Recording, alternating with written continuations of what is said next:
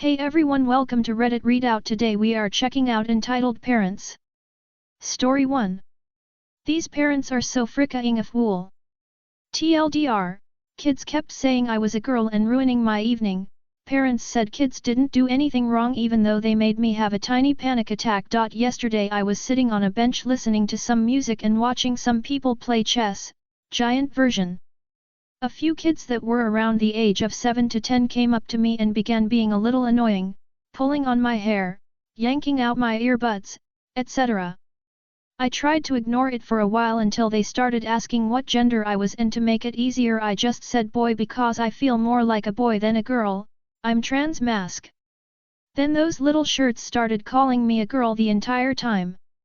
I asked them to stop but they kept on going. I got tired and started to walk away to play chess with the people I was watching because it was my turn. The kids started to run around the playing board moving the pieces and making it really hard to concentrate. Also started to tell me that I am a girl and stop pretending that I'm a boy. I wanted to strangle them or something. Eventually the parents came but they didn't stop running around and calling me a girl. At this point I walk up to the parents and ask them if they can control their kids, but the parents say that they are just being kids and to let them run around. I pointed out the fact that they were being little shirts and that they were running around our match of chess. A few more minutes of this shirt and I started to lose it. I began crying and just put my hands on my ears hoping it would stop. The parents then took away their kids and said I was a little baby. I told them I was trans and that it was really fricking hurtful when people call me a girl cause I have been dealing with that my entire life. I can't just ignore that, it's not that simple. Sorry for the rant, I just needed to get that out of the way and this helped me to get it off my chest. I'm not even angry at the kids, more at the parents.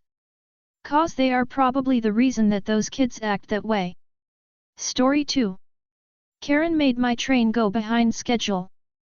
So this happened 2 years back, thought of sharing it here. I was so worked as an engineer at a heritage museum, and at the end of the tour of the heritage museum, we had these rideable trains that kids and their parents could ride on to blow off the steam, pun intended, from the boringness of the tour. So I was given the job of driving these trains. Driving these trains was the best job in the museum, and I was fulfilling my lifelong dream of going on a steam train, blowing the whistle, listening to the kids all cheering and giggling with glee, and genuinely having a good time with my passion. So as the engineer, you get to decide what train you want to drive for the day. I was going to drive the best steam train in the shed. It was the Streamline Silver New York Hudson J3A Dreyfus. It was a sight to see, and the whistle was loud and monstrous. Anywho, I decided to take it for a test drive before I took the passengers out for our 1-mile track with tunnels, hills, bends, trestle bridges, and crossing gates. I did the daily routine of oiling the axles, steaming the train, and cleaning the overall look to ensure it was as shiny and silver as possible. I drove the train in the direction of our train yard. Okay, so let me set the scene. I was going to go through a railroad crossing, and before that, there was a parking lot on the left side of the track, while there was a whistle post on the other side. So this post was there to tell an engineer to blow the whistle before coming to a railroad crossing. I blew the whistle and immediately heard a car honk. I did not have time to turn around. The honk probably woke someone up, or a friendly person saw me coming and did a friendly honk. I went to pick up the cars and drove to the station. There was a crowd of kids and their parents looking at our manager's booth, and there was yelling. I did my usual thing of braking and using my bell instead of my whistle to tell my manager I had arrived on time. The manager and an angry woman came out. Let's call her M. M. Pointed at me. Him. I got up from my train idling. Me, ma'am? M. How dare you try to scare my kids and me while we were taking a nap? This was probably the person who honked my car at me. Me, I'm sorry, ma'am, but I was following the sign's directions. Well, look how traumatized my kids are.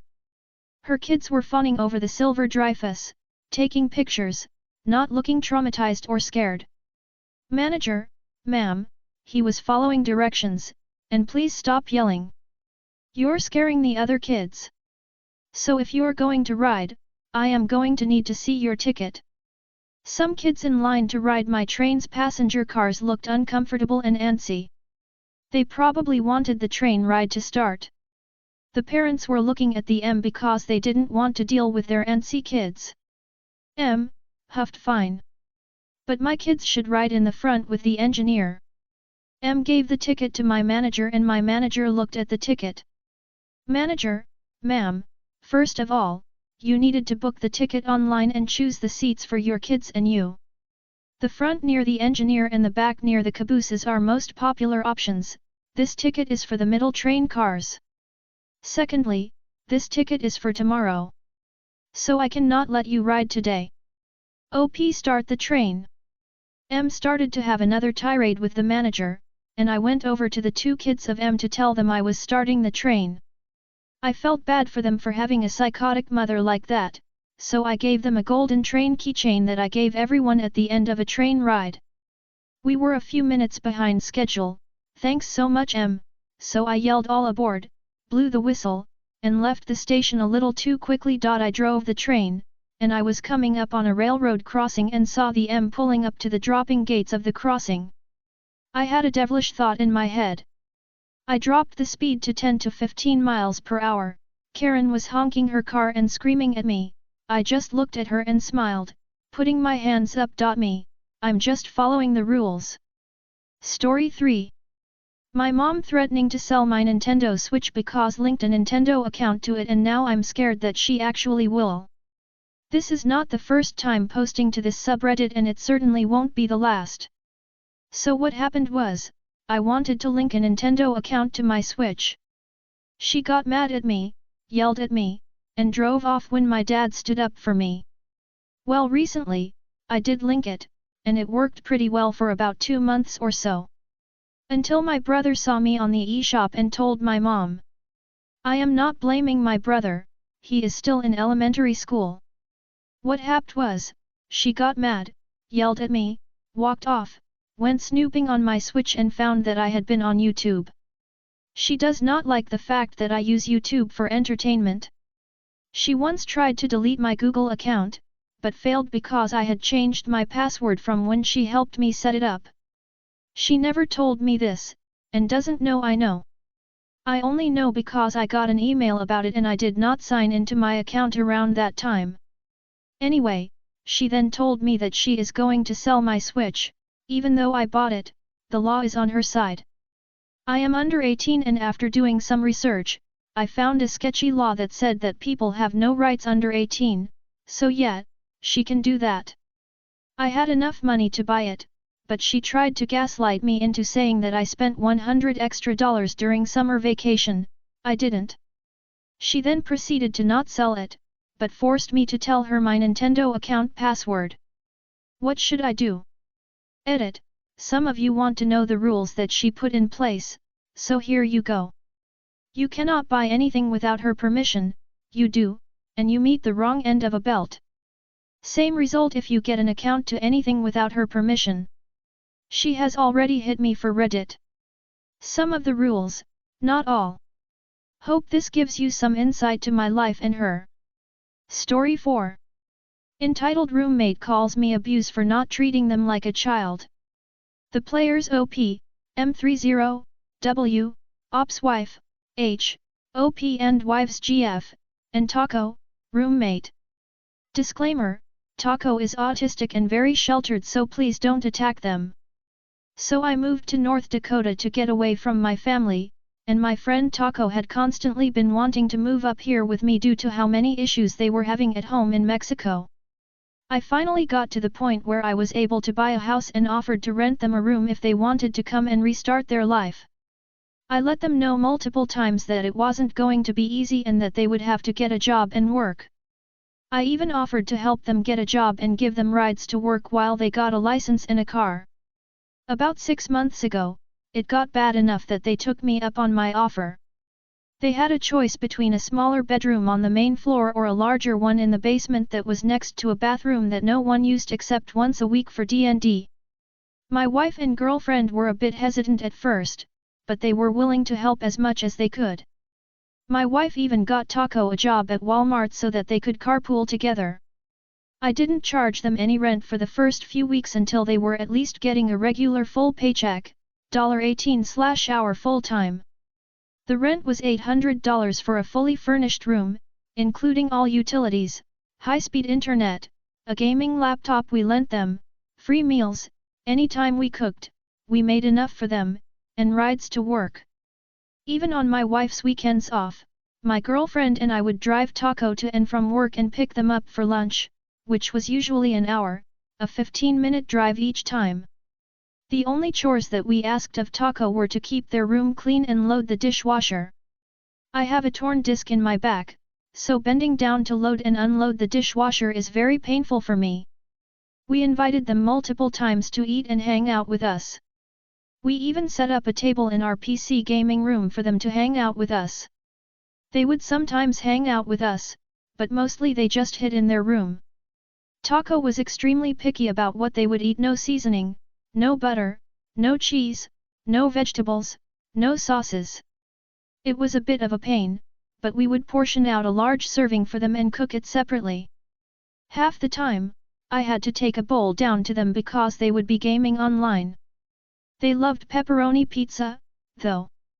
Just pepperoni pizza. Cooking essentially 2 meals every night would create more dishes, so it was critical that the dishwasher be run at least once every day to keep up with the dishes. Taco found this to be too much work to do when they had to work a full shift at Walmart and was annoyed that they couldn't do it on the weekend. They then decided to DoorDash all their food, and when they ran out of money, they would eat rice and fried spam, cooked on our stove with our pans, and would use the fact that they didn't eat anything at the house as an excuse not to do dishes. I often offered to help them get a driving permit and teach them how to drive, but they were always busy, tired, or just sidestepping me. Then Taco got a boyfriend and would spend their entire weekend at his place. So even when Taco was off, they weren't around for me to teach them to drive. My girls and I would sometimes get pizza when we were too lazy to cook, and Taco would get mad that we wouldn't order pepperoni, even though they could have picked off the toppings.